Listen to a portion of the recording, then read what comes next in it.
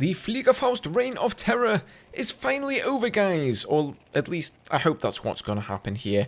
It does sound a little bit ambiguous, so just to key you guys in on what I'm talking about, DICE recently posted on the forums their upcoming plans for patch 5.2 and some of the balance changes that they're going to make to the game, and one of those is what seems to be mostly a nerf to the Fliegerfaust.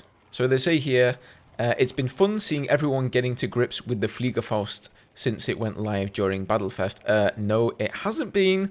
No, I'm only kidding. I know, I'm biased, guys. I'm an airplane pilot, so I'm not going to apologize. And they also go on to say here that they're conscious that it's a bit easier than they intended to take down a plane when using this gadget. And I wholeheartedly agree, DICE. So with update 5.2, we'll be adjusting the detonation radius of the individual rockets to require a more precise impact on the plane.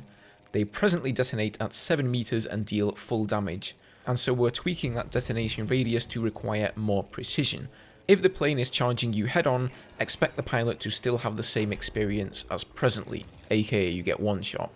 But instances where the plane is flying across your vision and at a greater distance from you, you're going to need to be more deliberate about where you fire your salvo versus the current experience. So basically, I think what they're saying here is it's not going to be as accessible and easy to use as it currently is. Obviously, a new gadget comes out in the game, everybody equips it, everybody uses it, and it's just so easy to use. In fact, I'll put a little bit of background footage here. I don't really like using it because I don't want to shoot down my airplane brothers and sisters, but you know, for experimentational purposes, I had to, guys, so I'm just going to show you. This is me and a friend of mine, Puma. We're just standing there, waiting for planes to fly over, and essentially two-shotting them with the Fliegerfaust that we have here. And it is just so easy. You have to slightly lead the target, and even at crazy distances, they can take you down to like 30-20% armor. However, they also say here, additionally, they'll be extending the range of the rockets to allow them to be used to attack planes at much greater distances, as well as tweaks to the fire rate, projectile speed, and salvo size.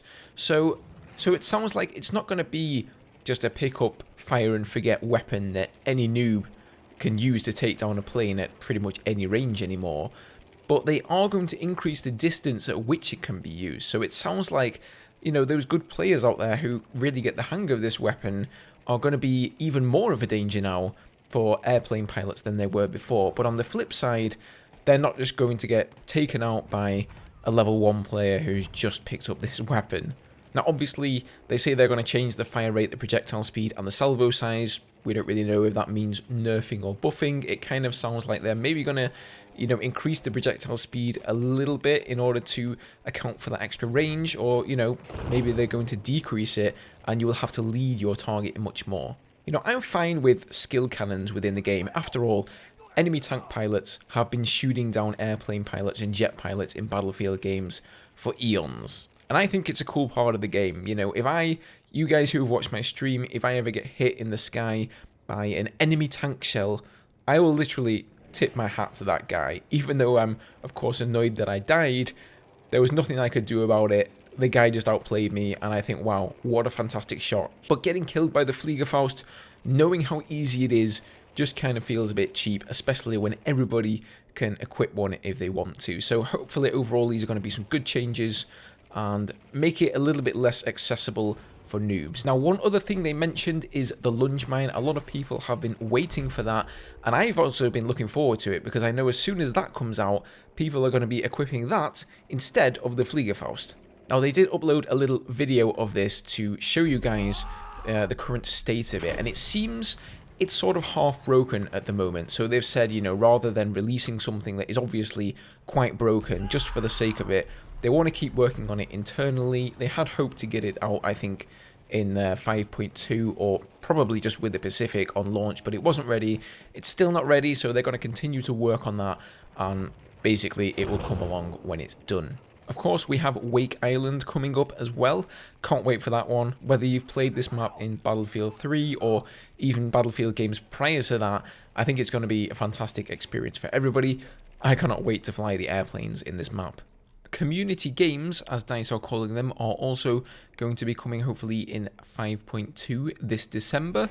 Apparently that is the new name for private games. So I think the way this is going to work is, you know, the same way you kind of most of the games, you can just set up a game with whatever rule set you like, and you can probably save those rule sets, I would imagine. There isn't really a whole lot of info here, just the fact that they're coming. But it's not going to be the same as like private servers. You know, you can run a game, and then you're probably going to have to create it again. So it's not just going to be like a server that's constantly running as far as I know, but I may be wrong about that. These are just my thoughts on it. So hopefully we'll hear some more information about that soon. So they've also implemented some changes to spotting in the game. So in the footage you're watching here, this is another example from DICE. You'll notice that as the player's crosshair gets closer to the target, he actually gets spotted up. Now this isn't the same as a normal team spot. Your teammates cannot see this, only you can see it. And as the crosshair gets closer, you can actually see the player's class. And also, I hear you'll be able to see their health bar and how much health they have left. So player visibility has always been a big problem in Battlefield 5, and this should help with that quite a lot. Now, whilst we're on the topic of spotting, they've also added a new UI element that will appear above the minimap, which will highlight whenever you get spotted. And additionally, whenever you break the line of sight of a spotting scope, or you leave the radius of a flare, or indeed shoot it out of the sky, as we see here in the video, you won't be spotted anymore. And additionally, entering smoke from smoke grenades will also remove the spot. Now, it looks like they're also going to do a pretty big damage pass on weapon balancing for many of the weapons in the game, and they've posted a few graphs here for us on many of the popular weapons that you guys, I'm sure, will recognize as weapons that have killed you time and again. And obviously one of the big offenders is going to be the MG42, those prone support players that everybody loves so much. So here the yellow line represents the amount of bullets to kill in the current game in 5.1, and then the blue line represents how many bullets it will be to kill in the 5.2 patch. The red horizontal line is the medium range that you will be from a player. So about 22 meters is the average range of an engagement. So you can see here at that range, it's going from about 5 bullets to kill to what looks like around 9. So that's almost doubling the time to kill of the MG42, which is nice. You can just see though from this graph how ridiculously overpowered it was before. I mean, literally from a differential range from 10 meters up to 100 meters in range, there is only an increase of 1 more bullet to kill an enemy. No wonder it was so overpowered.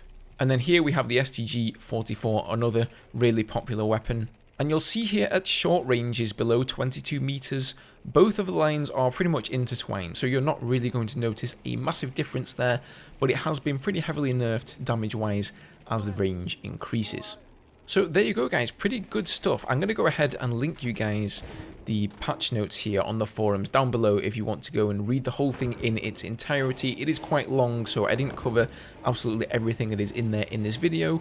But what do you guys think about the patches? Personally, I'm really stoked with what DICE is doing. I feel that, you know, they're finally listening to the community and they're delivering us a Battlefield game that we've all been asking for. It's come really, really late in the life cycle of Battlefield 5, but we've also learnt recently that with Battlefield 6 coming in 2021 most likely, there's a lot of time left for people to enjoy Battlefield 5. So it's great to see DICE taking things in what I think is the right direction.